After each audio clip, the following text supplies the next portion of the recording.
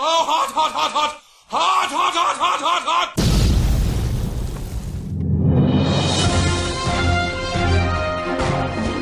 Hot topic. Good Friday, everybody, and welcome to the hot topic. Hot. So it's a happy and a very sad one. So the hot topic is Liverpool, which is a town in the UK for you American listeners, have won the soccer competition. They won the soccer ball. They won the World Championship of Soccer, but because in America that's what it would be called. Because even though it's a domestic it's a World Series because the world didn't play. Yeah, it was like in the NBA, it's the World Championship. It's like, well, there's no one else in the world playing, but all right. Yeah. So Liverpool Football Club have won the World Soccer Championship, otherwise known as the Premier League, which is an amazing achievement. As a Chelsea fan, fuck you. As a Chelsea fan, we're just used to it. Success. It's been a while. Yeah, we've been doing quite well until recently, apparently. But even we won. We won a competition, apparently, according to my son, because I don't really watch football anymore. I'm all about the basketball. But there was a parade. And I remember going to the parade when Chelsea won the FA Cup, when Chelsea won the Champions League, when Chelsea. Sorry, there's so many trophies. I'm going back. Be here all week. When Chelsea won the Premier League, when Chelsea won the League Cup. All right, mate. I've been to a lot of parades. You've probably only been to like 3, maybe ever. Believe it or not, this was my first one. This was your first parade. So, my Sports friend, parade, yeah. What happened? So, well, yeah. If you're quite aware of the news, some idiot essentially drove his car down a street and knocked a load of people over, and a lot of people are really hurt. It's nearly 70 people have been injured. I think it's like 79 people have been injured. Yeah, so essentially, let's start with the positives, right? So yeah, essentially, Liverpool have not won the league in front of fans for like 35 years. So they won the Premier League in 2020. So obviously, there was nobody there to sort of celebrate it, and it was a huge deal. Like, this is a team that during my dad's youth in like the 70s and 80s won everything. Oh yeah, they were so dominant. Huge. Yeah, and they're still one of the biggest teams in the world, and it's a family affair, and it's such a huge deal. Up to like 1 million people were in the city centre. Like, wow, it was that's incredible. not somewhere I'd like to be. So if you look at the photos, like if you follow me on Instagram at the Simon Scott, I know my page is profile, but I do, let people follow me if they want to, if the listeners of the show. And I met up with my cousin and my auntie who live in town with my dad. And we, as a family, celebrated this title victory. And it was incredible for me to stand in a crowd and like 2-3 people in front of me, and the bus went by.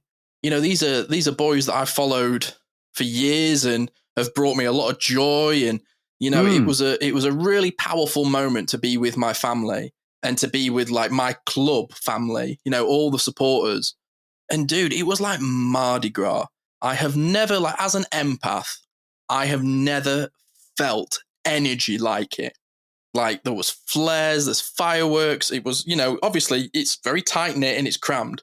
But as we've discussed on this show before, I'm good in crowds if I want to be there. If I don't want to be there, it's a sensory nightmare. But my brain tricks myself into wanting to be there because it's tied to like something that I love and a special interest. And it brought me so much joy to see players that I've followed, care about, read about every single day, look me in the eye and wave at me and me wave back. Like the exchange of energy that I had being there with people around me, like, seeing kids from like 6-7 years old, and my cousin who's in her early 30s like me turned to me and she went, they don't know how hard we've had it. Like, we've had to watch like your team and United win everything so much. And now it feels like it's our turn. Like we're coming into a golden era as a club. It's so exciting. Like it's palpable, the energy. And about 6:30, I'm now at home because I was at the beginning of the parade. And I actually had a couple of friends that were like, come into town, mate. Come on, have a beer with us. I was like, well, I can't. Do the accent.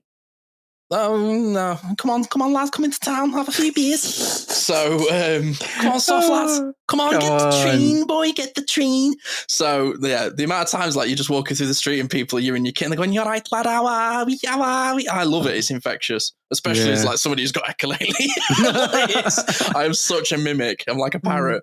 But I got home later on and I had friends that said, come in for a drink. And I tried to like look at the logistics of it. And I was like, I can't because the trains aren't running really well because it's the bank holiday anyway. Town's absolutely fucking gridlock. Like I've never sort of seen images like it. And of friends who were in town that I've spoken to, they were like, dude, it was apocalyptic. Like it could have just gone AWOL out of control at any point. Like it did feel wild. And then like I started to get notifications come through. I didn't really sort of pay attention to. And a friend of mine at TalkSport texted me and was like, have you seen what's happened at the parade? And instantly my heart just sank. It absolutely sank because I knew that something bad had happened. And he sent me through a clip. And essentially, off the back of this, a man has, under influence of drugs and drink and everything, a 53-year-old bloke from Derby, from West Derby, has essentially driven his car through the crowd to try and like part them. The police have tried to stop him. And I don't know whether it's in panic or whatever. He's put his foot to the floor and knocked over 79 people, of which some are children. And the images are shocking, like absolutely shocking. Like as somebody who's an empath, it's still hard to even talk about, think about, watch. And traumatizing. The amount of people, dude, that rung me and were like, are you okay? Like, you know, people that have not reached out to me for years were like, oh my God, just tell me that you're okay. And I know people that know 4 or 5 people that have been hurt. And luckily, thank God, nobody has died. Like, it's absolutely shocking. But I had my friend who I was meant to go into town with ring me.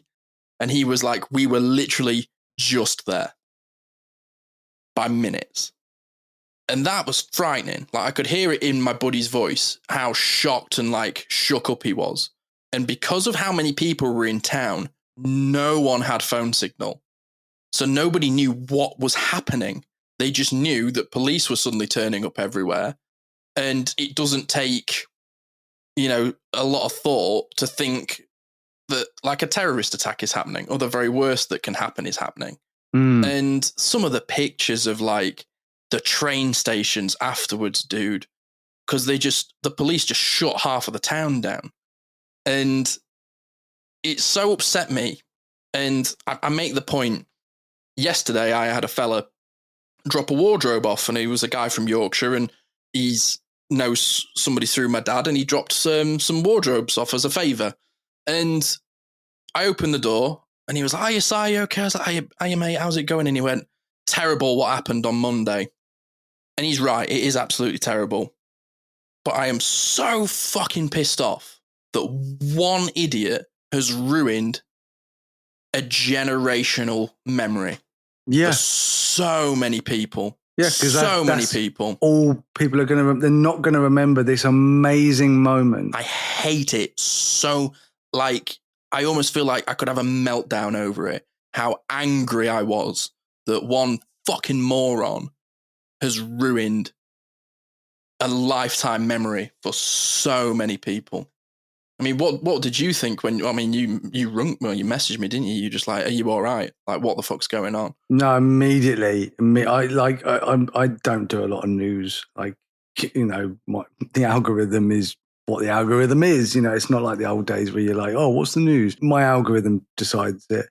But It popped up. I was going through YouTube and I saw it on the BBC News and I started watching it. I was like, oh fuck, Scotty was there. And that's the first thing. Just, because I knew you were okay physically, because you messaged me once you got home and you were like, oh yeah, I've been at the parade, because you weren't answering my messages during the day. And then you came back and you were like, yeah, I know. And that when you don't answer my messages, that doesn't bother me at all, because I know there's a reason. So I don't get that rejection sensitivity. But when you did get back to me, you were like, oh yeah, I know. So I've been, at the parade all day. Liverpool won. I was like, who are Liverpool? I never heard of this team. And, we had a little bit of a laugh, and you were like, but you were home. So when I saw it, I knew you were okay. But what I was worried about straight away, what I was concerned about for my fucking brother was, are you okay? Okay. Like, in your head, are you okay? Because I know that I wouldn't have been. And I know that anything like that, and especially within football and within sports, it's a camaraderie, it's a tribe. You feel so engaged and in deep with other people. And it's one of the only times where I can be around a really large crowd and feel safe, because I know we're all there for the same reason. You're with them. Yeah. You're with them. There's none of that, oh, are they just going to suddenly whip out a knife and try and stab me because, I'm an opposition team. They're your team. They're your fans. They're with you.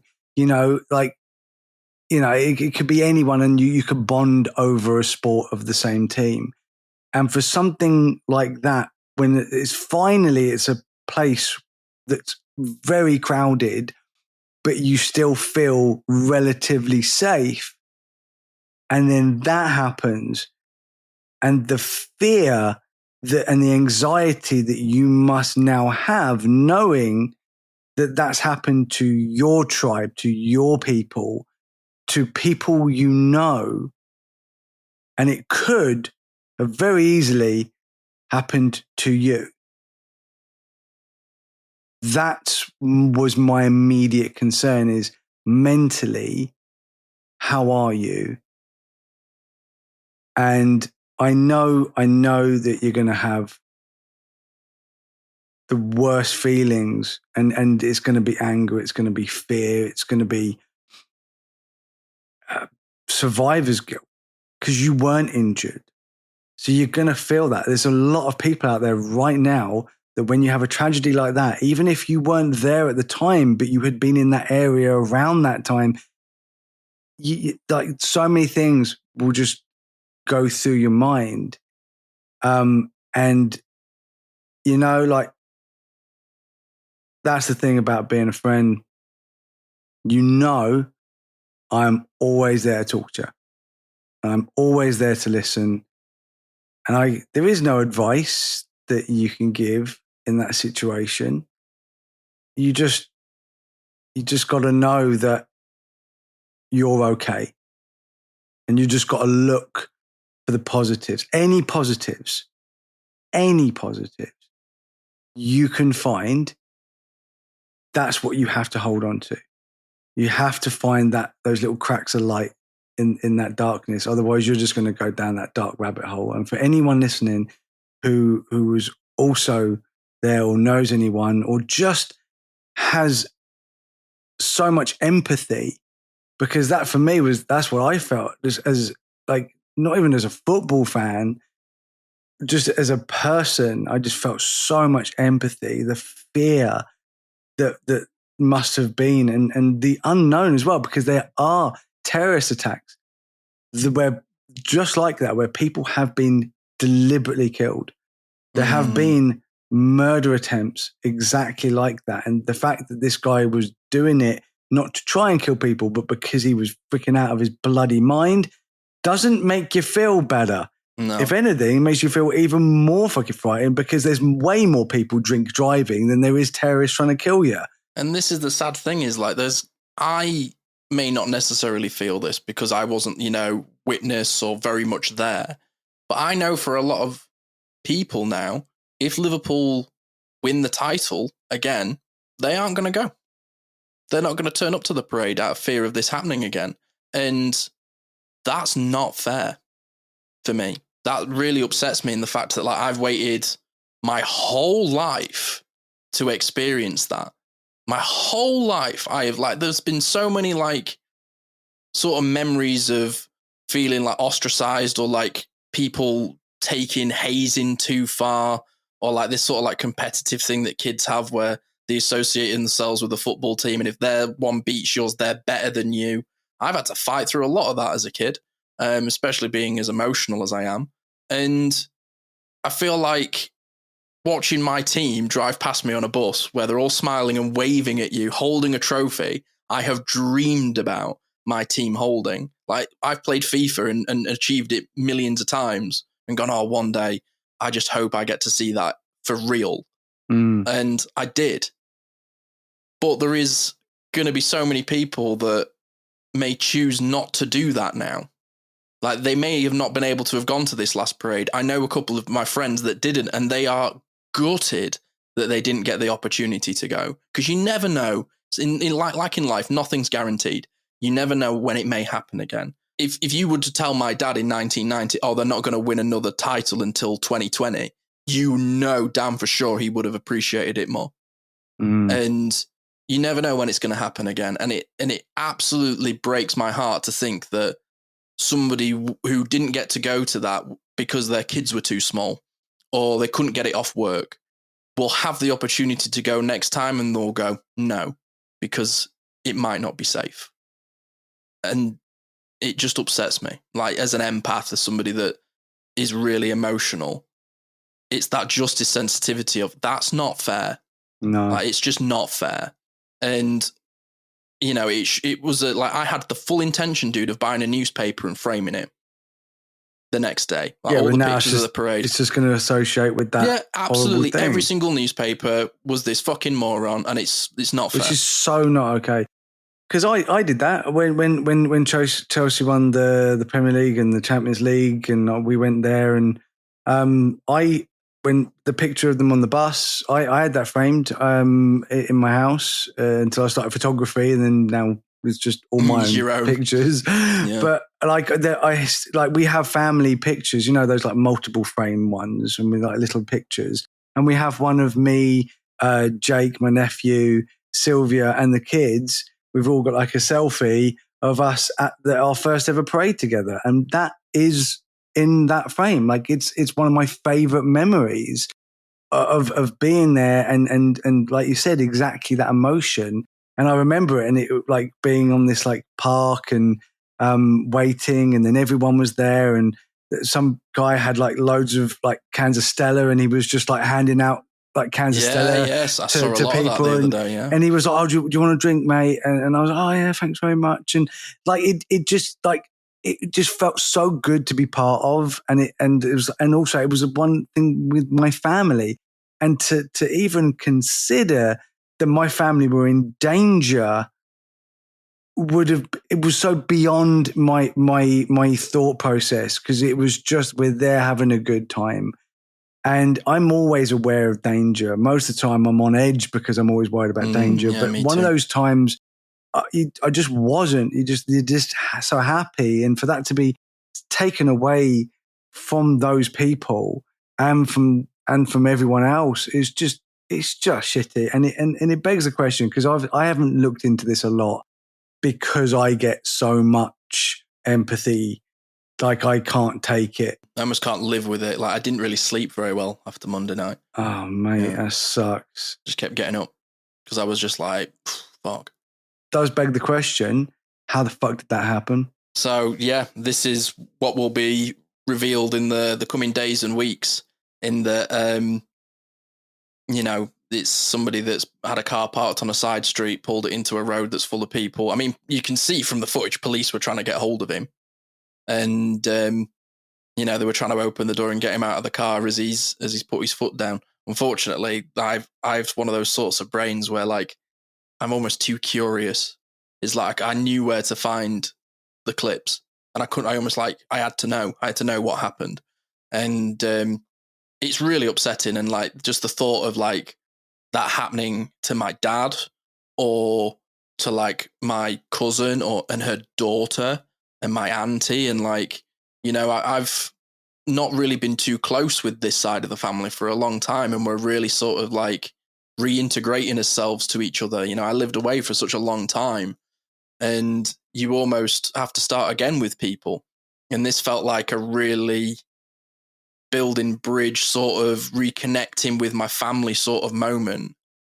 And it felt special. It felt like a really special day.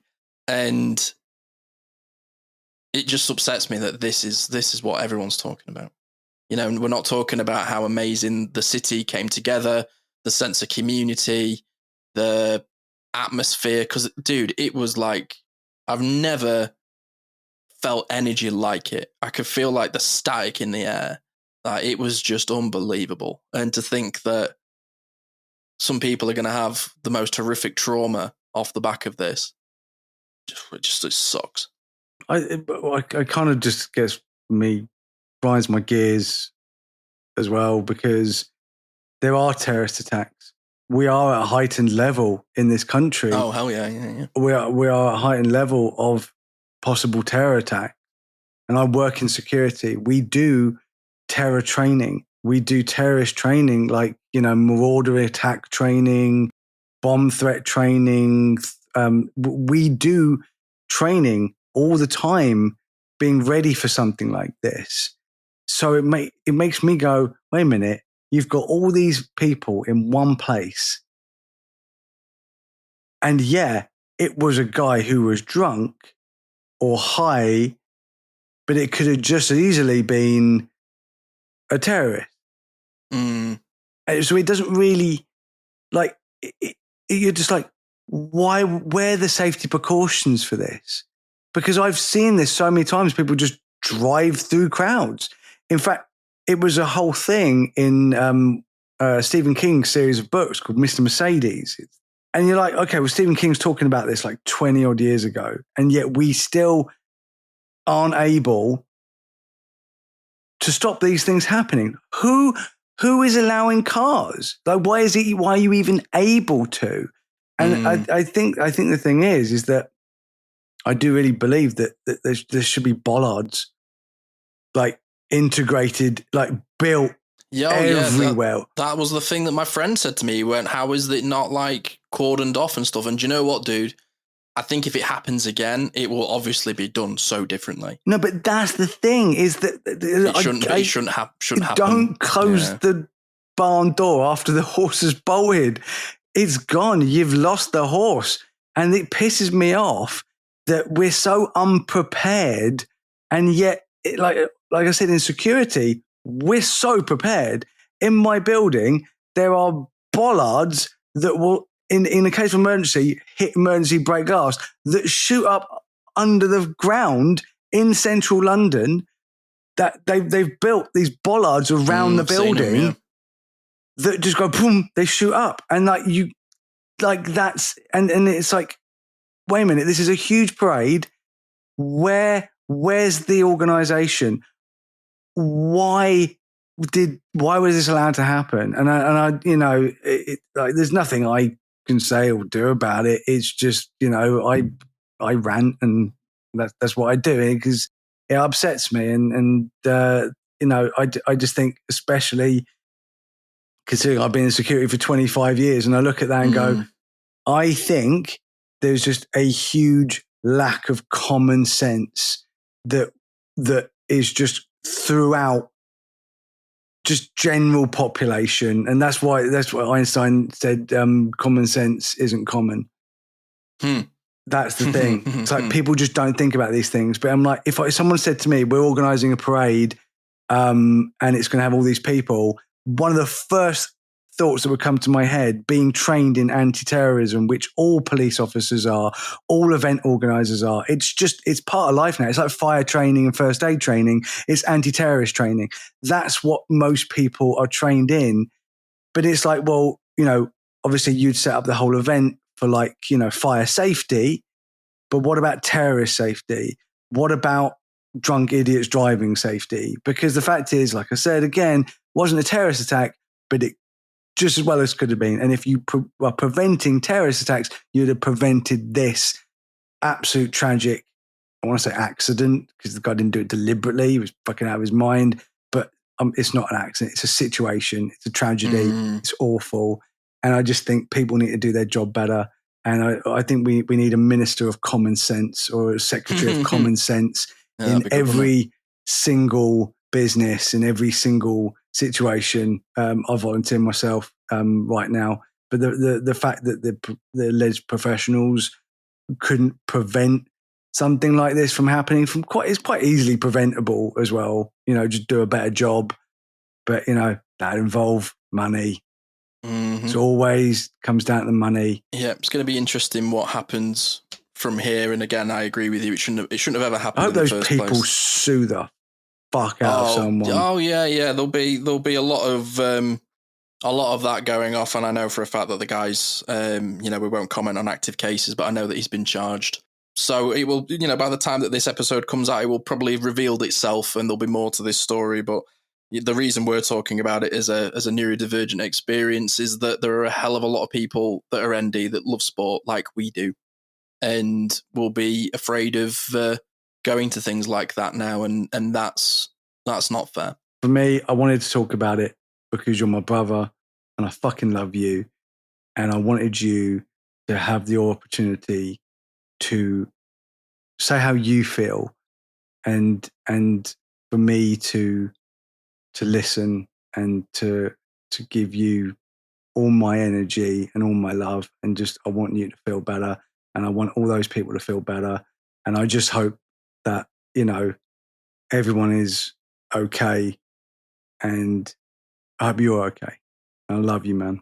Yeah, I appreciate it, bro, and I love you too, and I appreciate the opportunity to just kind of like hold space for it and just sort of talk about it, because I'll be honest, I don't really want to talk about it.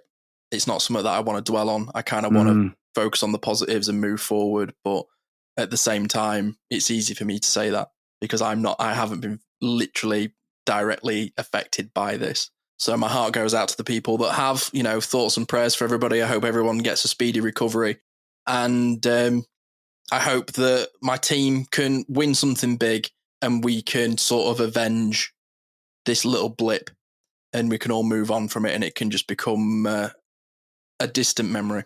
And if they do, I will be there in my Chelsea shirt. And on that note, well, you'll hear from us next Thursday. Thank you so much for tuning in, and love you, bye. Bye, everyone. Stay safe. Thanks for tuning in to the Neurodivergent Experience. We hope today's episode sparked something for you, whether it's a new idea, a bit of validation, or just a moment of connection. Remember, new episodes are every week, so be sure to join us for the next one for more conversations and insights into the neurodivergent experience. If you've enjoyed this podcast, help us grow. You can do that by rating and reviewing this show. Your support makes a huge difference in helping us reach more people who could benefit from these conversations. You can connect with us on social media. Find us on Instagram, Facebook, TikTok. Just search for the Neurodivergent Experience. Thank you again for listening, and until next time, take care of yourself. You're not alone in this journey.